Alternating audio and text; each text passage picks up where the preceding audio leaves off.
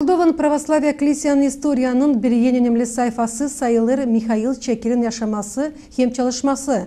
Аңгысы бүтүннө кендисини верди Аллаха хем якын инсаннара.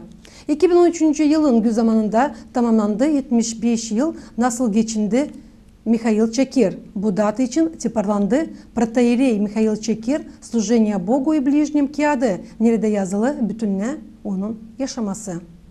Kiyat bağlı onunla Anyachıklar Gagavuz aydınlatıcısının Михаил Чекир'in yaşamak hem yaratmak yolunu. Onun avtarları Протоиерей Octavian Moşin hem Viktor Kapuscu Gagavuzya'nın bilim araştırma merkezin çalışanı. Biz öyle bir karara geldik.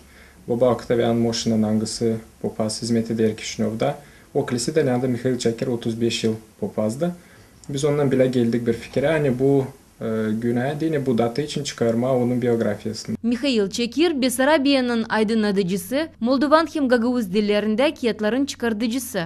Gagavuzlara dini bu adam en pahalı, en çok yaptı, en çok zahmet koydu. Diyelimce Moldovanlara dini var Stefan Çelmare, Ruslara dini var Alexander Nevski, Dmitri Donskoy, Sergey Radonежский.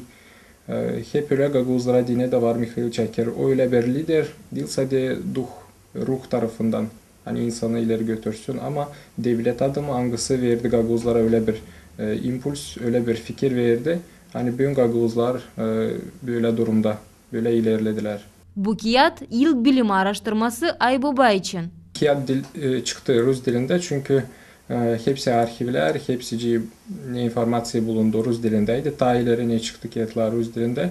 Viktor Kapuscu avtarların birisi. Belli ani planlarda ilerletme araştırma kişilerini Михаил Чекир için hem çıkarmak ya da onun için Gagavuz dilinde.